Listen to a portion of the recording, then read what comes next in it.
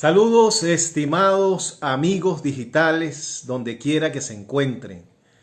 Es un grato placer para mí poder llegar hasta ustedes a través de esta maravillosa red social como lo es Instagram. Reciban mi abrazo virtual, mi cariño, mi respeto para cada uno de ustedes y agradecimiento por estar allí. Esta noche voy a tener el gusto de conversar con el profesor historiador Bruno Gallo, quien por cierto es miembro del Comité Ejecutivo Nacional del Partido Avanzada Progresista. Vamos a estar conversando con el profesor Bruno Gallo, continuando esta serie de programas, este ciclo de programas especiales que está llevando adelante el portal informativo El Reporte Global, el cual tengo el honor de dirigir. Como ya saben, bueno, venimos ya desde hace más de 2 meses haciendo eh, una serie de entrevistas. Ya por aquí está Bruno Gallo. Vamos a hacer las gestiones correspondientes. La idea es comenzar tempranito con la entrevista. Ah, por aquí está. Por aquí está el amigo Bruno Gallo. ¿Cómo estás, Muy Bruno? bien, José, ¿cómo te va? ¿Me escuchas? Yo te escucho ¿Me estás perfectamente, escuchando, Bruno? Te veo. perfectamente. ¿Sí me escuchas? ¿Sí? Yo te escucho perfecto, perfecto. ¿Tienes un retorno? Ah, chévere. ¿Me Excelente. escuchas? Que bueno, yo también te escucho bastante bien. Sí, hay que hacer los chequeos porque tú sabes que la internet nos juega, nos hace Sí. trampa, ¿no? Eh, Bueno, eso es también un resultado de este salto atrás al que nos ha llevado Así es. el gobierno que padecemos. La revolución bonita, Así le dicen. así le dice. Bruno, bueno, ya yo te hice la presentación, sin embargo, bueno, profesor Bruno Gallo, historiador, miembro de el Comité Ejecutivo Nacional del Partido Avanzada Progresista, y vamos a tener una conversación con él esta noche bien interesante, porque, bueno, tenemos que ver cuáles son cuál es la visión que tiene Bruno sobre esta situación país que tenemos, ¿no? Y vamos a comenzar por el principio, Bruno, y es que tú nos presentes un análisis de cuáles han sido esos factores que han contribuido, que contribuyeron a llevarnos como país, como sociedad. Te escuchamos.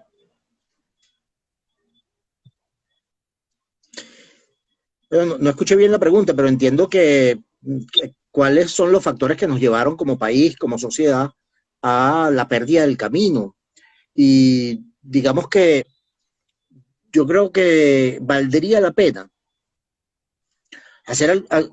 retrotraernos al momento en el que yo creo que cometimos el más grave de los errores como sociedad. Cuando por primera vez, diría yo, en el gobierno de Pérez, nos apartamos del camino de la política y comenzamos a hacerle concesiones a un sector que se daba a llamar ellos mismos eh, notables, sociedad civil, Ese independientes. Pérez 2, ¿no? Estamos hablando de Pérez Sí, sí, 2. ¿No? Pérez II. Yo creo que antes se cometieron muchos errores, pero digamos que creo que quisiera poner el inicio de nuestra tragedia allí, porque un sector de lo que el gobierno de Chávez luego llamó oligarquía, haciendo, digamos, conjunto, haciendo equipo con lo que luego se llamó el chavismo, comenzaron a deteriorar los escenarios naturales de la política. Comenzaron a arrojar dudas, a arrojar, a destruir el escenario normal de la política, de la negociación, de la discusión entre factores distintos, comenzaron a destruir el respeto entre unos y otros.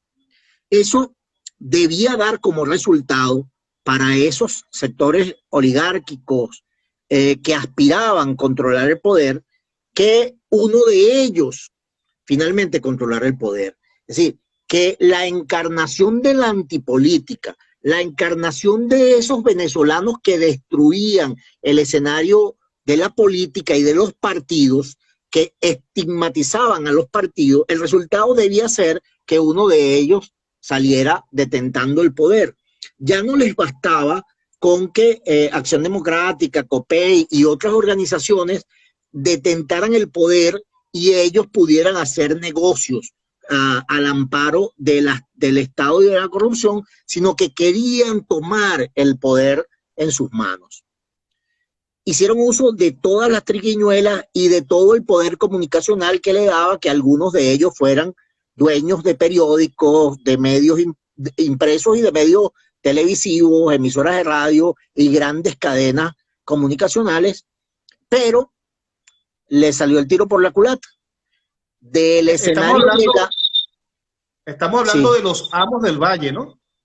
Estamos hablando de los amos del valle, de los notables, llámalos como quieras, pero de unos señores que desde el terreno de la empresa privada quisieron tomarse el poder, destruyendo las formas naturales de hacer política.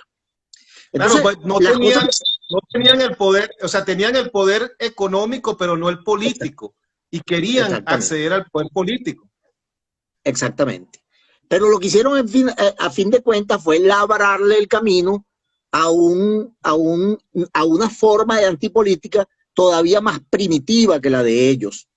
Ellos, a quien los adecos llamaban las viudas del medinismo, terminaron saliendo con las tablas en la cabeza porque les salió un caudillo del siglo XIX llamado Hugo Chávez Frías y se tomó el poder y destruyó efectivamente la forma de hacer política tradicional, introduciendo un elemento muy decimonónico que es el liderazgo único, autoritario, carismático, y digamos que el objetivo que tenían los notables se les dio, pero se les dio con Chávez a la cabeza, no con ellos a la cabeza.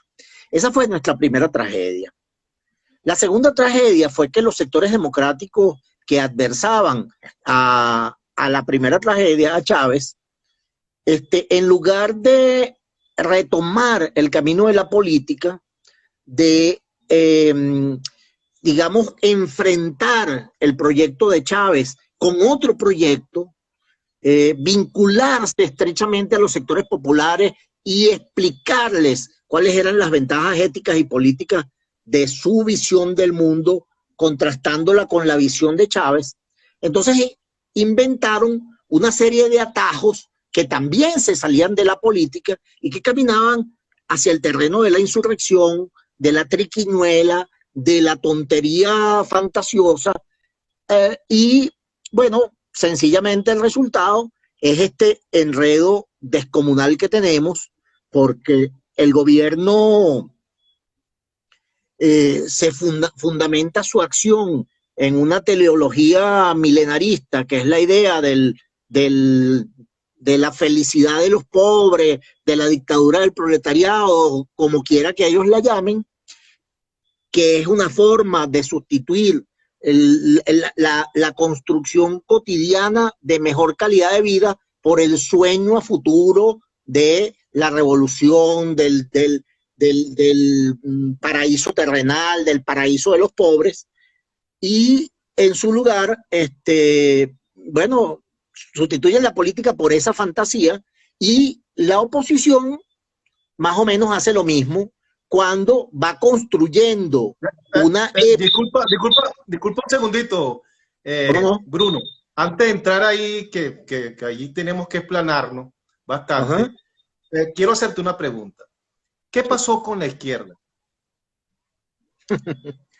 Bueno, mira, la izquierda, que siempre estuvo acariciando la idea de la unidad de todos los factores de izquierda, que resultaba cuesta arriba, porque la izquierda era muy, muy, muy diversa. Había desde estalinistas convictos y confesos hasta anarquistas libertarios que no aceptaban ni partido ni organización. Entonces, ese sueño de la unidad al final se produjo, pero bajo la sombra de un caudillo que dijo: o se unen en el partido único, o se van, o los voy a convertir en polvo cósmico. Entonces, es gracioso que ese enorme potencial libertario que estaba en la izquierda se dejara seducir por un caudillo que lo único que le faltaba era el caballo para ser el perfecto caudillo del siglo XIX. Entonces, la unidad de la izquierda finalmente se dio, pero a porrazos de la mano de Chávez. Entonces, el potencial libertario que ahí estaba contenido sencillamente se convirtió en, digamos, un instrumento discursivo en las manos de un caudillo del siglo XIX. La izquierda quedó liquidada, tanto la que fue seducida como la que no fue seducida. La que no fue seducida fue puesta a un lado y la que fue seducida fue aplastada. Entonces, o sea que la izquierda no es la que está en el poder entonces. Algunos pedacitos de izquierda tienen poder ahora con Maduro, pero absolutamente desnaturalizada por ese paso por la experiencia de Chávez. Exacto. Bueno, ahora sí, fíjate, vamos a analizar cuál ha sido la actuación, el papel y sobre todo por qué la oposición en estos largos 20 años, ya casi 21, no ha logrado acceder al poder. En una primera etapa, y eso, aunque muchos insisten en negarlo, Chávez contó con la mayor popularidad que se haya podido ver en todo este periodo del 58 para acá. Tuvo una gran popularidad y las masas lo siguieron. Ganó todos sus procesos electorales y la oposición era minoría en ese entonces. Eso cambió, o se demostró que cambió en el 2015. Pero a pesar de la oposición pasar a ser mayoría, todavía no ha logrado llegar al poder. ¿Qué ha pasado con la oposición venezolana? Desde la Coordinadora Democrática para acá.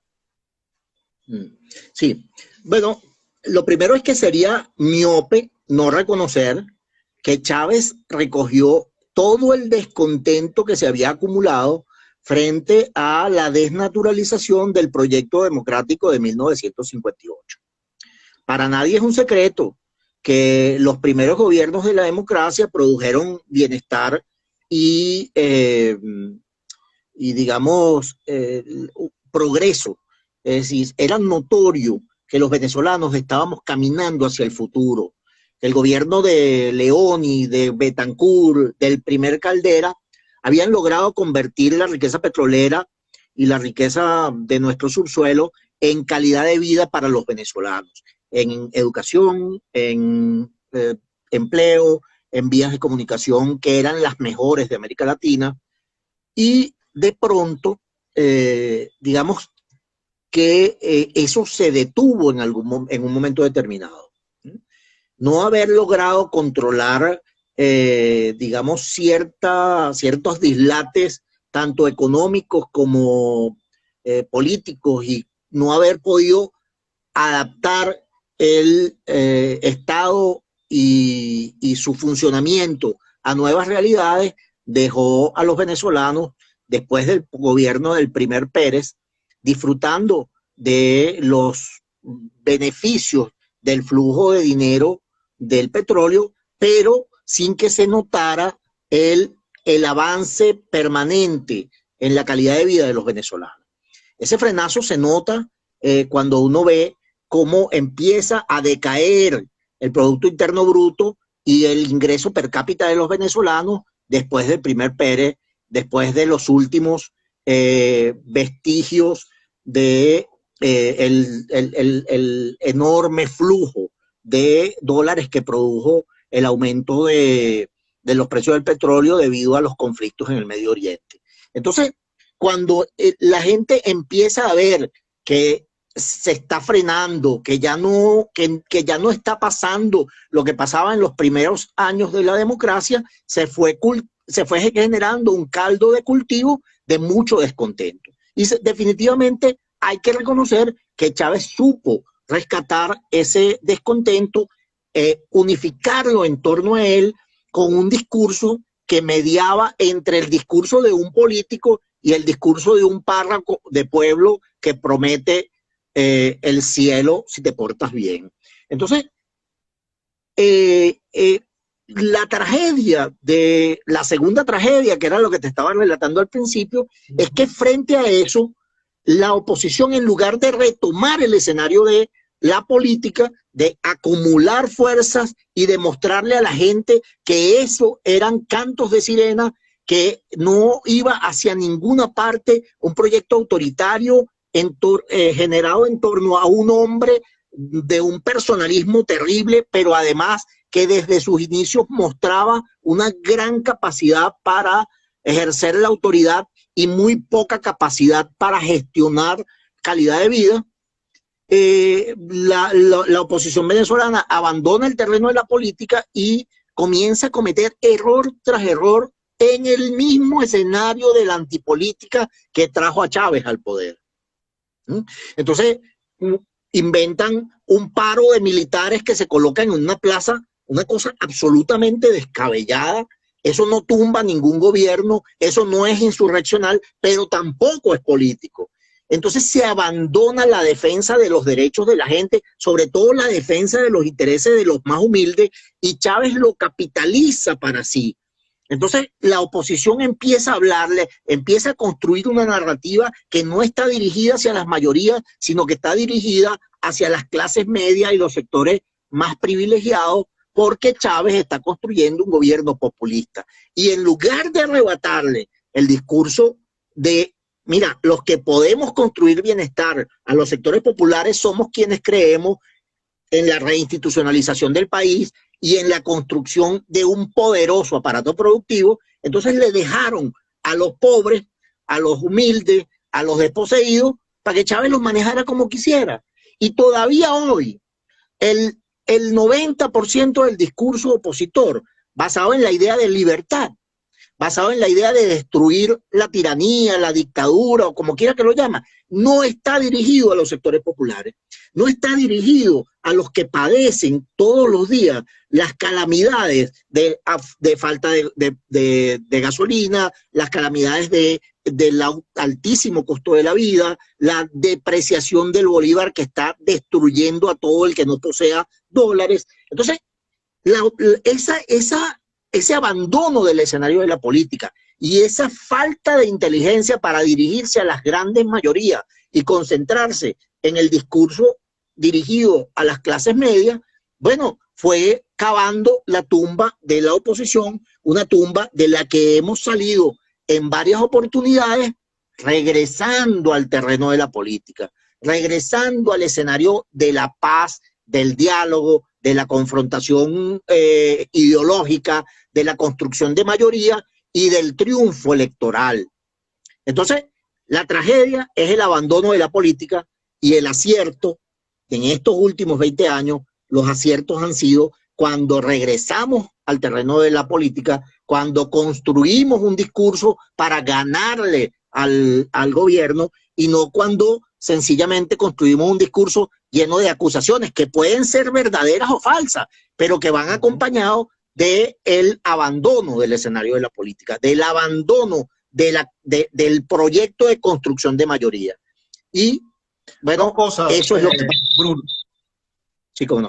Una, bueno, no es menos cierto que Chávez contó con mucha suerte porque tuvo, bueno, el mayor ingreso económico en la historia del país, puesto que los precios del petróleo se mantuvieron por muchos años, todo el periodo que él tuvo, por encima de $100.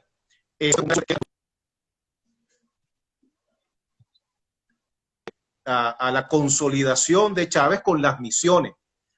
Ahora, ¿por qué los sectores democráticos que hacen la política, saben hacer política e hicieron política en el pasado, han permitido que estos sectores se cuelen, se infiltren, implosionen allí en los sectores democráticos y políticos y tengan en este momento y en varias oportunidades han tenido la hegemonía, el control opositor? ¿Por qué ha sucedido eso? Es una muy buena pregunta, José. A mí también me causa muchísima impresión que unos veteranos en política, que unos avesados conductores de pueblo hayan abandonado un espacio que construyeron con el esfuerzo de una organización histórica y hayan permitido que un montón de gente que por una parte abandona la construcción política, pero que por otra se subordina a fuerzas extranjeras. Y entonces los que inventaron el voto universal, directo y secreto, los que conquistaron a pulso el voto universal, abandonan el terreno del pacífico y electoral para abonar el terreno fantasioso, más que insurreccional. Yo también me lo pregunto, ¿cómo ha sido posible eso?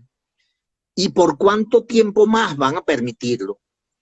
Yo particularmente veo inevitable que los socialdemócratas, que quienes tienen una historia en la política y una historia en el arraigo popular, veo inevitable que ellos vuelvan al terreno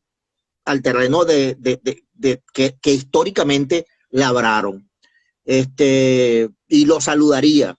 Hay algunos indicios de que eso va a ser así, pero sobre todo tengo la absoluta seguridad de que las bases políticas de las organizaciones herederas de Betancur, de Leoni, de Teodoro Pekov, que esas organizaciones volverán al camino de la política y, bueno, de alguna manera le cobrarán el resbalón que tuvieron durante bastantes años, porque después de 2015 parecía claro que de lo que se trataba era de continuar, de insistir en el camino electoral, de convertir ese enorme triunfo en muchos triunfos hasta acercar institucionalmente al gobierno autoritario, pero desde el poder de la Asamblea Nacional se envanecieron y se quedaron viéndose el ombligo, amenazando al gobierno central con un poder que no tenían y luego viéndoselo prestado a ejércitos extranjeros, a coaliciones extranjeras. Entonces, es saludable que algunos indicios se presenten en la política venezolana de que quienes perdieron el camino están por retomarlo. Ahora, uno se pregunta, Bruno, ¿hasta qué punto es verdad que tenemos unos individuos en el poder que son prácticamente inderrotables, como un mismo sector de la oposición ha vendido?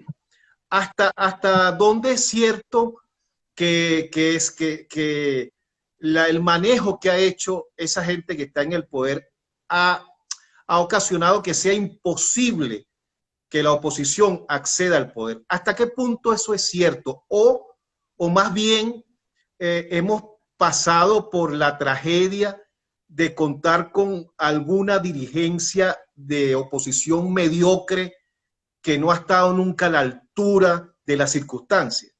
O sea, el enemigo realmente es tan poderoso que ha sido imposible derrotarlo, o más bien la oposición ha sido incapaz por su dirigencia. Digamos que el muchacho que es llorón y la mamá que lo pellizca. A ver, me explico. El gobierno tiene una enorme responsabilidad en el deterioro de la política venezolana. El gobierno tiene una enorme responsabilidad en el deterioro de la calidad de vida de los venezolanos y de la destrucción del país. El gobierno ha cerrado las válvulas de escape democráticas para resolver conflictos. Cada vez que la oposición intenta, digamos, salidas institucionales, el gobierno las bloquea con el TCJ, las bloquea con triquiñuelas, con trampas. Sin embargo, con eso, haciendo eso, ha arrojado a la oposición al terreno de la antipolítica. O sea, yo creo que aquí de lo que se trata es de entender la naturaleza del gobierno, entender que este no es un gobierno democrático, entender que este es un gobierno profundamente autoritario y que le gustaría ser totalitario, pero es tan incapaz que ni siquiera puede ser totalitario. ¿Sí? Un gobierno totalitario es un gobierno que lo controla todo. Este es un gobierno que es incapaz de controlar la cola de la gasolina para que no se le coleen 4 tipos que vienen recomendados, que le pagaron $20 a un guardia nacional. Es decir, que de totalitario tiene la aspiración, nada más, ¿no? Para ser un gobierno totalitario tienes que tener una estructura que estos tipos son incapaces de montar. Ahora, dicho eso, tú no puedes, frente a un gobierno de esa naturaleza, tienes 2 opciones. La primera es la insurreccional, ¿no? ¿Esa es una opción? Claro que sí. Aquí en los años 60 hubo gente que se lanzó por la insurrección contra un gobierno democrático recién estrenado, como tú quieras. Se lanzaron, tuvieron el valor para cometer un error histórico que les pesó durante años, durante décadas, diría yo, ¿no? Aquí hay un grupo de políticos que acarician el discurso insurreccional, pero son incapaces de agarrar una bombita de agua y tirársela a la caravana presidencial. O sea, no tienen las capacidades ni organizativas, ni el valor, ni el manejo de la violencia es una cosa terrible. Y menos mal que así fue, menos mal que no hacen sino hablar de violencia sin capacidad para organizarla. Organizar la violencia es una cosa terrible, ¿no? Y lo saben quienes de una u otra manera estuvieron vinculados a políticas insurreccionales en el pasado. Que por cierto, Bruno, es importante señalar, en el año 66, el Partido Comunista de Venezuela reconoció en su convención que se habían equivocado tomando el camino del azar. Todos, más tarde o más temprano, todos reconocieron que eso fue una torta. Hasta los que se incorporaron más tarde a la vida legal, el PRB, el Bandera Roja, la OR, reconocen que eso fue una tontería, porque lo primero que hace una política insurreccional es aislarse de la gente. Muy pocas políticas insurreccionales han estado estrechamente vinculadas a los intereses de la gente, se aíslan a sí mismos en la violencia y en un ejercicio un tanto, digamos, desordenado de la violencia. Entonces, una política insurreccional tiene que ser una cosa de relojero, ¿no? Y aquí no somos suizos. Afortunadamente no somos suizos. Afortunadamente no hemos logrado construir una manera de hacer política insurreccional y violenta. Entonces lo único que te queda, José, es la política de cara a la gente. Sí, construir mayoría, convencer a la gente de que el proyecto democrático, de que el proyecto republicano es superior a cualquier proyecto teleológico que te ofrezca que mañana todos seremos libres y todos seremos igualitos y todos vamos a ser felices, ¿no? Esos proyectos utópicos generalmente esconden bajo la manga una manera de hacer las cosas profundamente autoritaria. Entonces es muy fácil y tú tienes contacto con la gente, si tú te encuentras con la gente, explicarle, convencerlos de que ese proyecto no va a ninguna parte, que hay que retomar el camino del proyecto de 1958, de un Estado profundamente democrático, de controles sociales a los poderes del Estado, de separación de los poderes del Estado y de control mutuo de esos poderes. Entonces, acariciar la idea de el escenario de la política en contraposición a quienes se resbalaron en el escenario de la antipolítica, la insurrección y la fantasía, es la única manera de salir de este atolladero. Y esa manera de hacer política no lleva sino al ejercicio de la vía electoral como manera de someter a la consideración del electorado, de los ciudadanos, de la gente, como quieras llamarlo, las decisiones de cuál de los dos proyectos respaldan. Es decir, si en 2007 nosotros le propinamos una derrota a Chávez en su mejor momento, con petróleo a $100 el barril, le propinamos esa derrota, y en lugar de seguir organizando la vía electoral, bueno, dimos unos tropezones. En 2015 logramos, después de una declaración de principio en la cual la oposición decía, y lo dijeron muchos voceros de los partidos opositores, esta es la vía y jamás la abandonaremos. Yo recuerdo voceros de los que no quiero decir el nombre, que dijeron esta es la vía y jamás la abandonaremos. No vamos a pisar el peine. Y lo pisaron. Cada vez que el chavismo tiró el peine, lo pisaron. Y cada vez que fue necesario abandonar, que creyeron necesario abandonar el terreno electoral, lo abandonaron. Y lo abandonaron con una excusa sencillamente estúpida. Y disculpa que lo diga en esos términos. O sea, lo abandonaron diciendo, este es un gobierno autoritario. Y un gobierno autoritario no organiza elecciones democráticas. Pero claro que no, como no fueron elecciones democráticas las de 2015, también en el 2015 hubo ventajismo, también en 2007 hubo ventajismo y sin embargo ganamos. Entonces de lo que se trataba es de hacer lo mismo que en el 2015. Era de prepararse para unas elecciones desiguales, ventajistas, ¿no? Prepararse y derrotarlo. ¿Y por qué esos sectores, por qué esas voces, esos sectores extremistas que se alejan del camino de los demócratas se han logrado imponer?